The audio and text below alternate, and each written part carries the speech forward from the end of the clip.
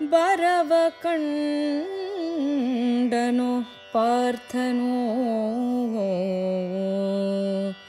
ಏನು ಉತ್ತರೆ ಕುಮಾರಿ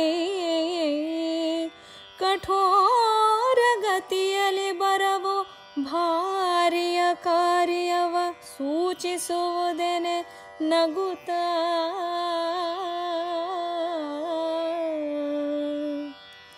ಬರವು ಬೇರಿಲ್ಲ ಎನ್ನ ಮಾತನು ಹುರುಳುಗೆಡಿಸದೆ ಸಲಿಸುವೊಡೆ ನಿಮಗರುಹಿದ ಪೆನೆನೆ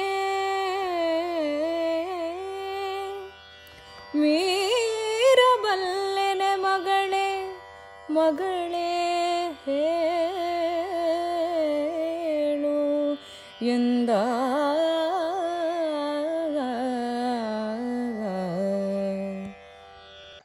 ಶ್ರೀ ಗುರುಭ್ಯೋ ನಮಃ. ಎಲ್ಲರಿಗೂ ನಮಸ್ಕಾರ. ವಿರಾಟ ಪರ್ವದ 5ನೇ ಸಂಧಿಯ 37ನೇ ಪದ್ಯದಿಂದ ಮುಂದೆ ಹೋಗೋಣ. ಆ ಉತ್ತರೆ ಅರ್ಜುನನ ನೋಡಬೇಕು ಅಂತ ಹೇಳಿ ಬೃಹನ್ನಳೆಯಾಗಿರುವಂಥ ಅರ್ಜುನನನ್ನ ತಾನು ತನ್ನ ಅಣ್ಣ ಉತ್ತರ ಕುಮಾರನ ರಥಕ್ಕೆ ಸಾರಥಿಯಾಗಬೇಕು ಅಂತ ಕೇಳ್ಕೊಳ್ಳೋದಕ್ಕೆ ಅವಳು ಬರ್ತಾ ಇದ್ದಾಳೆ. ಹಿಂದೆ ಕವಿ ಉತ್ತರೆಯ ಬರುವನ್ನ 5 ಪದ್ಯದಲ್ಲಿ ವರ್ಣಿಸ್ತಾನೆ. ಬಹುಶಃ ಇದು ಔಚಿತ್ಯಪೂರ್ಣ ಅಲ್ಲ ಅಂತ ಕಾಣಿಸುತ್ತೆ. ಕಾರಣ ಆ ಅರ್ಥ ಆ ಪದ್ಯಗಳು ಯಾಕೆ ಇಲ್ಲಿಗೆ ಬಂದವು ಅನ್ನೋದು ಸ್ವಾಭಾವಿಕವಾಗಿ ಎಲ್ರಿಗೂ ಬರುವಂತಹ ಪ್ರಶ್ನೆಯೇ ಆಗಿದೆ. ಕಾರಣ ಗೊತ್ತಾಗತ್ತೆ, ಅವಳು ಬಂದಿರೋದು ತನ್ನ ಮುಂದೆ ತನ್ನ ಮಾವ ಆಗುವಂಥವನು, ತನ್ನ ತಂದೆಯ ಸಮಾನನಾದಂತಹ ಮಾವನ್ನ ಕಾಣೋದಕ್ಕೆ ಬಂದಿರೋದು. ಅಂಥದ್ರಲ್ಲೂ ಈ ಪದ್ಯದಲ್ಲಿ ಮಗಳೇ ಹೇಳೆಂದ ಅಂತಲೇ ಕುಮಾರವ್ಯಾಸ ಆ ಪದ್ಯವನ್ನು ನಿಲ್ಲಿಸಿದ್ದಾನೆ. ಬಹುಶಃ ಅದು ಯಾತಕ್ಕೆ ಆ ಉತ್ತರೆಯ ನಡೆಯನ್ನ, ಗಾಂಭೀರ್ಯವನ್ನ, ಅವಳ ಸೌಂದರ್ಯ ರಾಶಿಯನ್ನ ಕಣ್ಣಿಗೆ ಕುಕ್ಕುವಂತೆ ಅಷ್ಟರ ಮಟ್ಟಕ್ಕೆ ಹಿಂದೆ 5 ಪದ್ಯಗಳಲ್ಲಿ ಹೇಳಿದನೋ ಅದು ಗೊತ್ತಾಗೋದಿಲ್ಲ ನಮಗೆ. ಅವನೇ ಹೇಳಿಲ್ವಾ, ಪದವಿಟ್ಟಳುಪದೊಂದಗ್ಗಳಿಕೆ ಅಂತ. ಅವನ ಕೈಯನ್ನು ಅವನೇ ಕಟ್ಕೊಂಡ್ಬಿಟ್ಟಿದ್ದಾನೆ ಅಂತ ಕಾಣಿಸುತ್ತೆ. ಹಾಗಾಗಿ ಹಿಂದಿನ ಪದ್ಯಗಳನ್ನು ಅಳಿಸೋದಿಕ್ಕಾಗಲಿಲ್ಲ, ಬರೆದ ನಂತರ ಅದನ್ನು ಹಾಗೆ ಇಟ್ಕೊಂಡ ಅಂತ ಕಾಣಿಸುತ್ತೆ. ಹಾಗಾಗಿ ಆ 5 ಪದ್ಯಗಳು ಸ್ವಲ್ಪ ಔಚಿತ್ಯಪೂರ್ಣವಾಗಿಲ್ಲ ಈ ಸಂದರ್ಭಕ್ಕೆ ಅಂತ ಕಾಣಿಸುತ್ತೆ. ಆ ಉತ್ತರೆಯ ಸ್ವರೂಪವನ್ನ, ಸೌಂದರ್ಯವನ್ನ ವರ್ಣಿಸೋದಿಕ್ಕೆ ಬೇರೆ ಕಡೆ ಬೇಕಾದಷ್ಟು ಅವಕಾಶಗಳು ಅವನಿಗಿದೆ, ಅಲ್ಲಿ ಹೇಳಬಹುದಿತ್ತು. ಇಲ್ಲಿ ಯಾಕೆ ಹೇಳ್ದ ಅನ್ನೋದು ನಿಜವಾಗಿಯೂ ಅದು ಒಂದು ರೀತಿ ಯಕ್ಷ ಪ್ರಶ್ನೆಯಾಗಿ ಕಾಡುತ್ತೆ. ನೇರ ಪದ್ಯಕ್ಕೆ ಹೋಗೋಣ. ಬರವ ಕಂಡನು ಪಾರ್ಥನು ಏನ್ ಉತ್ತರೆ ಕುಮಾರಿ. ಬರವ ಕಂಡನು ಅಂತ ಕವಿ ಅಲ್ಲಿ ಇಟ್ಟಿದ್ದಾನೆ ಪದವನ್ನ. ಹಿಂದಿನ 5 ಪದ್ಯಗಳಲ್ಲಿ ಈ ಪ್ರಶ್ನೆಗಳು ಬರುತ್ತೆ ಅಂತ ಸ್ವಾಭಾವಿಕವಾಗಿ ಅವನಿಗೆ ಗೊತ್ತಾಗಿದೆ ಬಹುಶಃ ಅಂತ ಕಾಣಿಸುತ್ತೆ. ಏನ್ ಉತ್ತರೆ ಕುಮಾರಿ ಕಠೋರಗತಿಯಲ್ಲಿ ಬರವು, ಯಾಕೆ ಇಷ್ಟು ವೇಗವಾಗಿ ದಡ ದಡ ದಡ ದಡ ಅಂತ ಬರ್ತಾ ಇದೆಯಾ, ಏನು ಭಾರಿ ಕೆಲಸ ಬಂದಿದೆ ಹೇಳು ಅಂತ ಆ ಬೃಹನ್ನಳೆ ಕೇಳೋದಕ್ಕೆ ಆವಾಗ ಉತ್ತರೆ ಹೇಳ್ತಾಳೆ, ಬರವು ಬೇರಲ್ಲ, ಬರವು ಬೇರಿಲ್ಲ, ಏನು ಮಹಾಕಾರ್ಯವೇನಿಲ್ಲ, ಆದರೆ ತಾವು ನನ್ನ ಮಾತನ್ನ ನಡೆಸ್ಕೊಡೋದೇ ಆದರೆ ಬರವು ಬೇರಿಲ್ಲ, ಎನ್ನ ಮಾತನು ಹುರುಳುಗೆಡಿಸದೆ ಸಲಿಸುವಡೆ. ಹುರುಳುಗೆಡಿಸುವುದು ಅಂತಂದ್ರೆ ಒಂದು ರೀತಿ ಸುಳ್ಳು ಮಾಡುವಂಥದ್ದು, ಸತ್ವಹೀನಗೊಳಿಸುವಂಥದ್ದು, ಕೊಟ್ಟ ಮಾತನ್ನ ಈಡೇರಿಸೋದಿಕ್ಕಾಗದಲ್ಲೇ ಇರುವಂತಹ ಪ್ರಸಂಗ ಒದಗಿ ಬರೋದಕ್ಕೆ ಹುರುಳುಗೆಡಿಸೋದು ಅಂತ ಅರ್ಥ.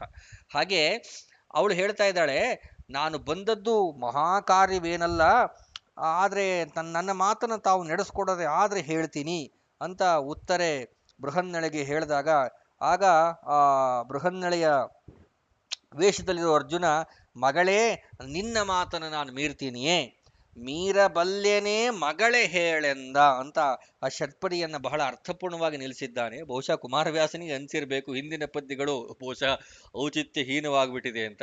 ಹಾಗಾಗಿ ಮಗಳೇ ಅನ್ನೋ ಪದವನ್ನು ಅಲ್ಲಿ ಇಟ್ಟಿದ್ದಾನೆ. ಪುರಕ್ಕೆ ಹಾಯ್ದರು ಹಸ್ತಿನಾಪುರದರಸುಗಳು,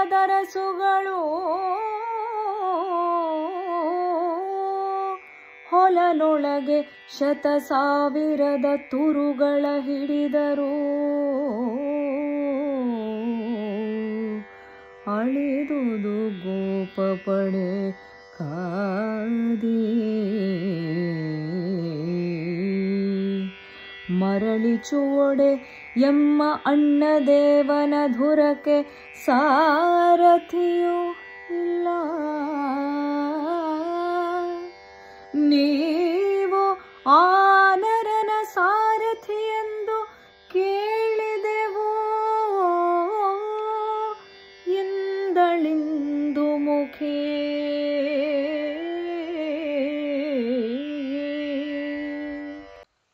ಉತ್ತರೆ ಬಂದಿರೋದಕ್ಕೆ ಕಾರಣವನ್ನ ಹೇಳ್ತಾ ಇದ್ದಾಳೆ. ಪುರಕ್ಕೆ ಹಾಯ್ದರು ಹಸ್ತಿನಾಪುರದ ಅರಸುಗಳು. ಕೌರವನ ಪಡೆ ನಮ್ಮ ವಿರಾಟ ನಗರಕ್ಕೆ ಮುತ್ತಿಗೆಯನ್ನು ಹಾಕಿಬಿಟ್ಟಿದೆ. ಬಂದವರು ಹೊಲನೊಳಗೆ 100,000 ತುರುಗಳ ಹಿಡಿದರು. ಅವರು ನಮ್ಮ ಹೊಲಗಳಿಗೆ ನುಗ್ಗಿ 100,000 ತುರುಗಳು ಅಂತ ಕುಮಾರವ್ಯಾಸ ಲೆಕ್ಕ ಬೇರೆ ಕೊಡ್ತಾ ಇದ್ದಾನೆ. 1,00,000 ಹಸುಗಳನ್ನು ಹಿಡ್ಕೊಂಡು ಹೋಗ್ಬಿಟ್ಟಿದ್ದಾರೆ. ಆ ಸಂದರ್ಭದಲ್ಲಿ ನಮ್ಮ ಗೋಪಾಲಕರ ಪಡೆ ಎಲ್ಲ ಕೂಡ ಅವರೊಂದಿಗೆ ಕಾದಿ ಹಲವಾರು ಜನ ಸತ್ತು ಹೋಗಿದ್ದಾರೆ.